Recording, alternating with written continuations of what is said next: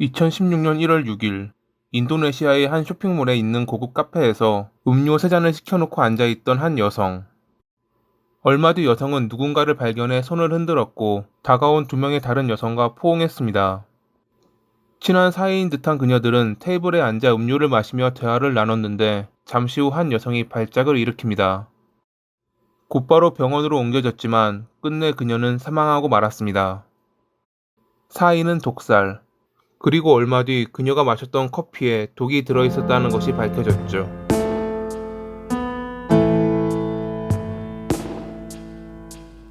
1988년에 인도네시아의 부유한 가정에서 태어난 제시카는 큰 회사를 운영하는 아버지 덕분에 부족함 없이 자랐습니다. 2005년에 그녀의 부모님은 사업 때문에 호주로 이주했고, 제시카는 학교 때문에 인도네시아에 홀로 머물렀다고 합니다. 물론 가정부 등 그녀를 돌봐줄 사람이 있었기에 전혀 불편함은 없었죠. 고등학교를 졸업한 뒤 디자인에 관심이 많았던 그녀는 부모님이 계신 호주에서 대학에 다니기 위해 유학을 택했습니다. 쾌활하고 장난기 많았던 그녀는 금방 사람들과 잘 어울렸고 같은 인도네시아 유학생인 미르나와 친한 친구 사이가 됐죠. 둘 다 부유한 가정에서 태어난 일명 상류 사회의 인간이었고 디자인을 좋아한다는 공통점 역시 가까워지는데 한몫했을 것입니다. 제시카는 친구인 하니와 베라를 미르나에게 소개하며 넷은 자주 어울렸다고 합니다. 낮에는 강의를 듣고 과제를 하는 등 대학 생활을 하고 저녁에는 함께 모여 파티를 즐기는 나날을 보내며 어느덧 졸업할 때가 되자 미르나는 8년간 사귄 남자친구와 인도네시아로 돌아가 약혼을 했고 제시카는 호주에 남아 국적을 취득한 뒤 디자인 회사에 들어갔죠. 떨어져 있어도 둘은 종종 연락을 주고받으며 친한 친구로 남아 있었습니다. 2015년 6월, 휴가를 위해 호주로 온 미르나는 제시카와 만나 저녁을 먹으며 여러 이야기를 나눴습니다. 오랜만에 만났지만 그럼에도 서로 웃으며 이야기하던 그녀들 사이에 순간 묘한 기류가 형성되는 대화가 나오게 됩니다. 미르나가 제시카에게 남자친구와 헤어지라는 말을 했거든요. 사실 그녀의 남자친구가 마약 중독자였기에 걱정된 미르나가 그런 말을 했던 것이지만 기분이 상한 제시카는 당시 아무 말도 하지 않고 자리에서 일어나 돌아갔습니다. 미르나는 자신이 선을 넘었다는 것을 깨달았지만 이미 뱉은 말을 주워 담을 수는 없었습니다. 그녀는 약혼자에게 전화를 걸어 좀 전에 일어난 일에 대해 말했고 제시카와 단둘이 보기는 이제 힘들 거라는 말을 했다고 합니다. 휴가를 마친 뒤 미르나는 인도네시아로 돌아왔지만 제시카와는 아무런 연락도 하지 않았고 본인의 결혼식에도 초대하지 않았습니다. 제시카의 소개로 친구가 된 하니와 베라는 초대했으면서 말이죠. 제시카는 나중에서야 미르나가 결혼했고 자기만 초대하지 않았다는 것을 SNS를 통해 알았다고 합니다. 자산가인 남편, 행복한 삶. 직업은 없었지만 미르나는 완벽하게 상류 사회의 인생을 만끽하고 있었습니다. 한편 미르나에게 남자친구와 헤어지라는 소리를 들었던 제시카는 모든 것이 엉망이었습니다. 사실 이런 소리를 듣기 6개월 전부터 그녀는 우울증에 시달리고 있었습니다. 그녀는 흉기를 들고 자해하겠다며 남자친구를 위협하거나 술에 취해 요양원을 차로 들이박는 등 여러 사고를 치고 있었죠. 한 번은 자기가 죽는다면 남자친구가 책임이 있다는 편지를 남기고 문을 잠고 술을 마셔 경찰이 출동하는 사건이 발생하기도 했습니다. 이쯤 되자 남자친구는 그녀가 두려워졌습니다. 계속되는 자해와 자기를 탓하는 음성 메시지와 문자는 그를 괴롭게 했죠. 어느 날 주차해둔 차가 파손된 것을 본 남자친구는 그녀의 짓이라 생각하며 법원에 긴급 보호 명령을 요청하기도 했습니다. 제시카는 요양원을 들이박은 음주운전 혐의로 법원에 출두할 예정이었고 이 사건 때문에 직장에서도 해고됐습니다. 해고를 통보했던 직장 상사에게 그녀는 욕설과 저주의 말을 뱉었는데 당시 직장 상사는 평소 친절하고 상냥했던 그녀가 그런 모습을 보이자 놀랐다고 합니다.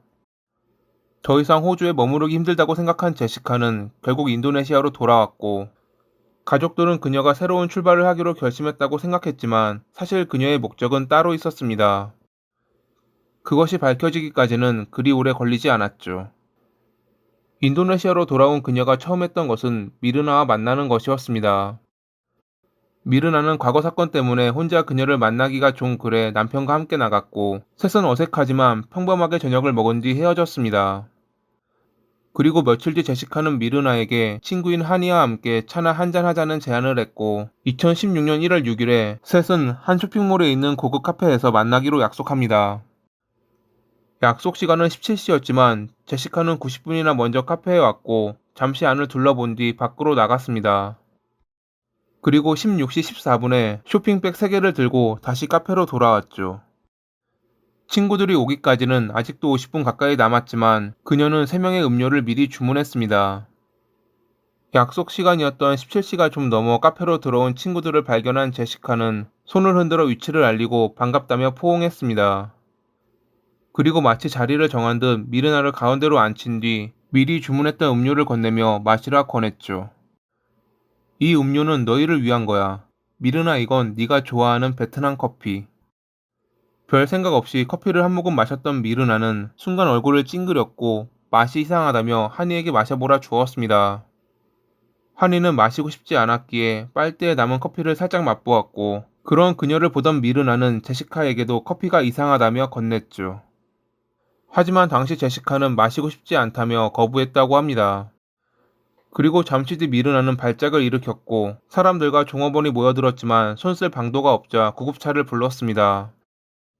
이때 카페 매니저에게 제시카는 음료에 대체 뭘 넣은 거야? 라고 말했고 이상함을 느낀 매니저는 미르나가 마셨다는 음료를 밀봉해 보관해 두었죠.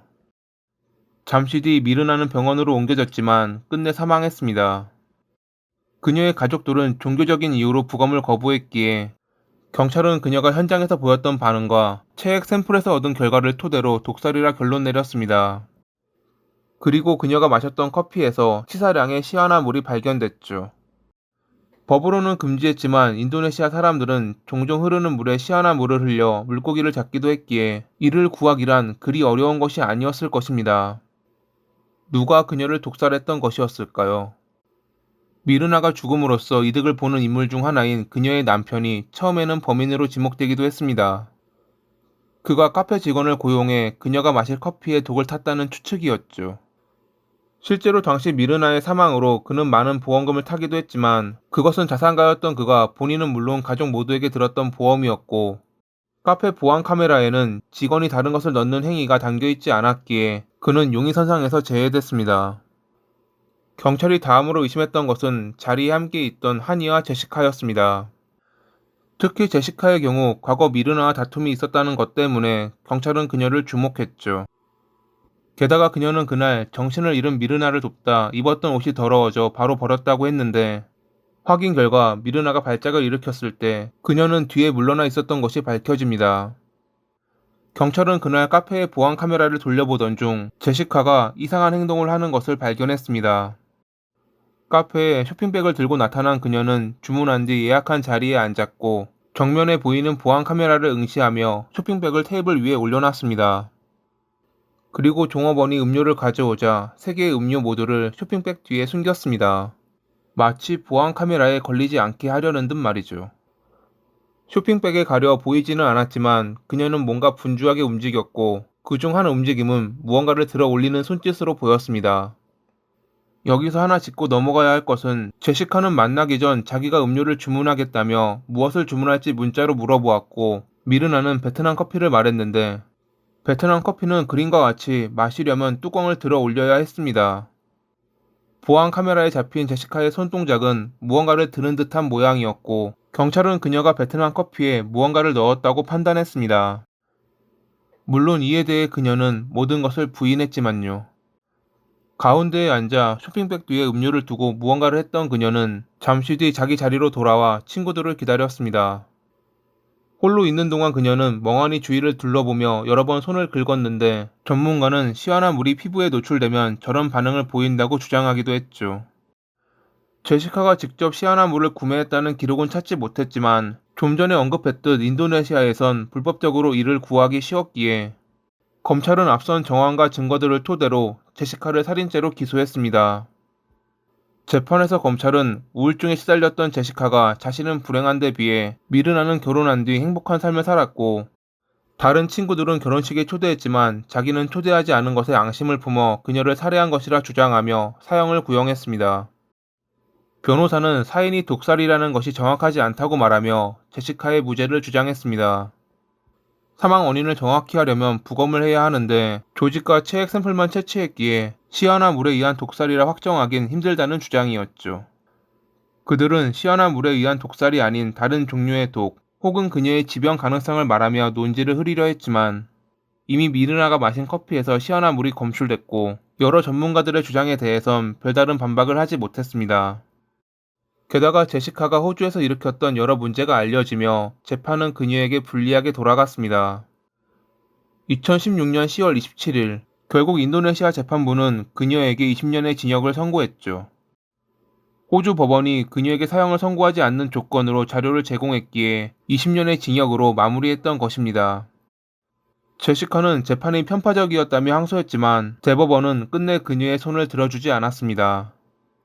지금도 자신의 무죄를 주장하며 인도네시아 감옥에 수감돼 있는 제시카. 그녀의 말이 사실이라면 언젠가 진실이 밝혀지기를, 거짓이라면 지옥으로 돌아가 영원히 고통받기를 바라며 이만 마칩니다. 오늘도 시청해주셔서 감사합니다.